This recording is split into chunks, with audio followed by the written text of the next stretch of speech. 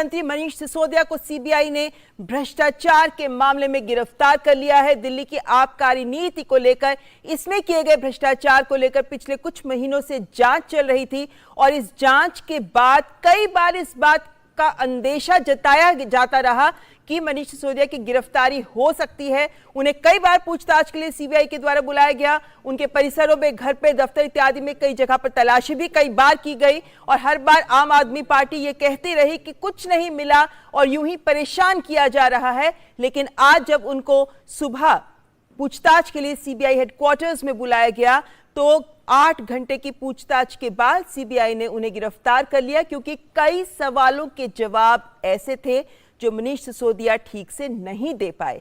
ऐसे में उनके साथ पूछताछ को और आगे बढ़ाने के लिए उन्हें गिरफ्तार किया गया है, जिसके बाद जिस तरीके से हमारे साथ इस वक्त 2 विशेषज्ञ जुड़े हुए हैं जो इस बात को सामने ला रहे थे कि 24 घंटे में उन्हें अदालत में पेश किया जाना है। हमारे साथ इस वक्त जुड़े हुए हैं संजय जी जो एडवोकेट हैं, हमारे साथ जुड़े हैं विक्रम सिंह जी जो पूर्व डीजीपी हैं यूपी के। ऐसे में संजय जी, इसके लीगल एस्पेक्ट्स को ही आपसे और गहराई से समझना चाहेंगे कि इस तरीके के मामले जब सामने आते हैं तो इसके आगे किस तरीके के कानूनी दावपेच होते हैं, ये पूरा मामला कानूनी रूप से आगे क्या रुख ले सकता है, बेल मिलने की कितनी संभावना? देखिए, इनिशियल मैंने जहां तक बेल का प्रश्न है उसमें देखिए क्या होता है कि कोर्ट के समक्ष जो पक्षकार है अर्थात अभियुक्त है वो एक एप्लीकेशन लगाते हैं। उस एप्लीकेशन में वो ग्राउंड्स लिखते हैं कि ये देखिए ये कारण है, मुझे इस वजह से बेल मिलनी चाहिए। अब उसके जवाब में जो सीबीआई रहेगी या इन्वेस्टिगेटिंग ऑफिसर्स होते हैं, इन्वेस्टिगेटिंग एजेंसी होती है, वो अपना रिप्लाई देती है, बताती है कि इन कारणों की वजह से इनका बेल नहीं होना चाहिए। ये एक ब्रॉड बात मैंने बताई। अब यहां इस पर्टिकुलर केस में हमें यह देखना होगा कि सीबीआई के पास, जैसा हम शुरू से दोबारा इस चीज को रिपीट कर रहा हूं, कि अगर उनके पास ऐसे दस्तावेज हैं, ऐसे डॉक्यूमेंट्री एविडेंसेस हैं, ऐसे अन्य एविडेंसेस हैं जो कि ये सब्सटैंशिएटिंग रूप से प्रूव कर रहे हैं कि वो लिप्त थे, और अन्य बात यह है कि उनको हमें अभी और उनसे तहकीकात करनी है, उनसे प्रश्न पूछने हैं, कुछ इन्वेस्टिगेट करना है। और ऐसा प्रभाव है कि ऐसा भी लगता है इन्वेस्टिगेटिंग एजेंसी को कि जो अभियुक्त हैं वो किसी भी तरीके से छेड़छाड़ कर सकते हैं साक्ष्यों के साथ। तो इन परिस्थितियों में वो आग्रह कर सकते हैं कोर्ट से कि इनकी बेल नहीं हो। देखिए, पहले इनिशियली ऐसा भी होगा जो हम कल देखेंगे, कल पता चलेगा, न जाने कितने दिन की वो पुलिस रिमांड की बात करेंगे सीबीआई की रिमांड के लिए, और उसके बाद जुडिशियल कस्टडी होता है। ये एक प्रारूप है, 14 दिन से ज्यादा पुलिस कस्टडी नहीं हो सकती है, ये भी एक लॉ है, लॉ की व्यवस्था है। तो इनिशियली ऐसा प्रतीत होता है कि जो सीबीआई है वो पुलिस रिमांड लेने के लिए कहेगी इनिशियली। कोर्ट उसका अवलोकन करेगी, साक्ष्यों को देखेगी, जो भी सब्सटैंशिएटिंग डॉक्यूमेंट्स है, रीजनिंग को देखेगी कि क्या कारण है कि इनको पुलिस रिमांड में भेजा जाए, सीबीआई के पास भेजा जाए, और उसके बाद वो उस पर निर्णय देगी। तो गहराई से तहकीकात की जाएगी जिसके आधार पर अदालत भी अपना फैसला लेगी। वीरेंद्र जी हमारे साथ जुड़े हुए हैं। वीरेंद्र जी, आम आदमी पार्टी तो इसको लोकतंत्र का काला दिवस घोषित कर रही है। देखिए, आम आदमी पार्टी का तो ये काम है, क्राइम करो और उसके बाद जब पकड़े जाओ तो उसे लोकतंत्र का नाम देकर के लोकतंत्र का काला दिवस घोषित कर दो। मैं आपके साथ ये बात साझा करना चाहता हूं। जब आम आदमी पार्टी की सरकार आई उससे पहले 2002 तक शराब बेचने की जो पॉलिसी थी वो अलग थी। 2002 में इस पॉलिसी को बदला गया। उसके बाद पॉलिसी जो बनाई गई, पहले आओ पहले पाओ के आधार के ऊपर, फर्स्ट कम फर्स्ट सर्व के आधार के ऊपर पॉलिसी दी जाने लगी।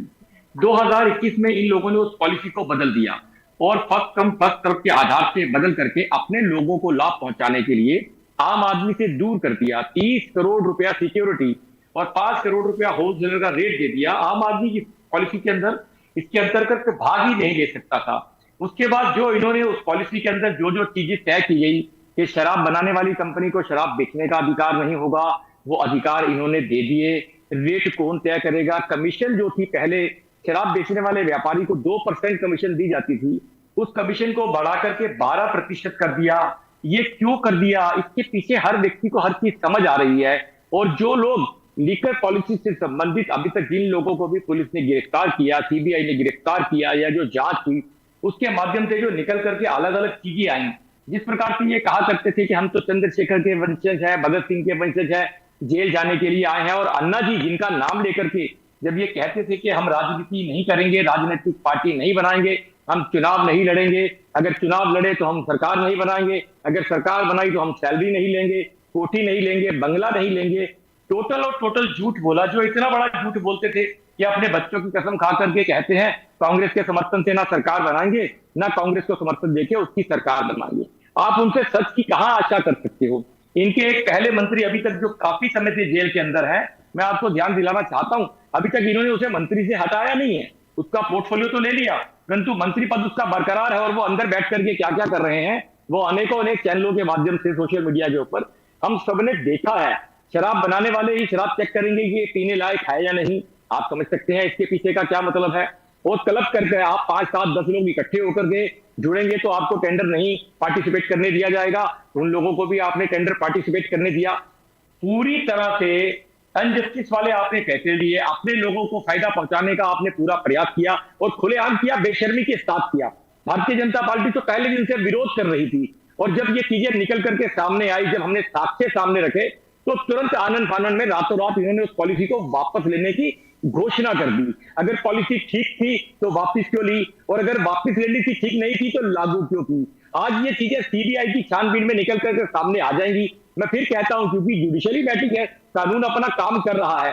जिस प्रकार से अभी आदरणीय संजय जी और आदरणीय विक्रम जी ने जिस प्रकार से विस्तार से बताया है, तो निश्चित रूप से कल के ऊपर काफी कुछ डिपेंड करता है कि कल जब सीबीआई कोर्ट के अंदर मनीष सिसोदिया जी को पेश करेगी, तो सीबीआई ऐसे कौन से साक्ष्य पेश करेगी जिसके आधार पर उन्होंने गिरफ्तार किया, और कोर्ट उन बातों को कितनी मान्यता देगी, सीबीआई के साक्ष्य को कितना अप्रूव करेंगी, सीबीआई की द्वारा की गई गिरफ्तारी को ठीक या गलत, ये जो भी होगा ये कल हम सबके सामने आएगा। क्योंकि कानून का मामला है और बहुत ज्यादा अंदर की बातें मैं नहीं जानता, इसलिए निश्चित रूप से मुझे लगता है इस बारे में हमें कल तक का इंतजार करना होगा।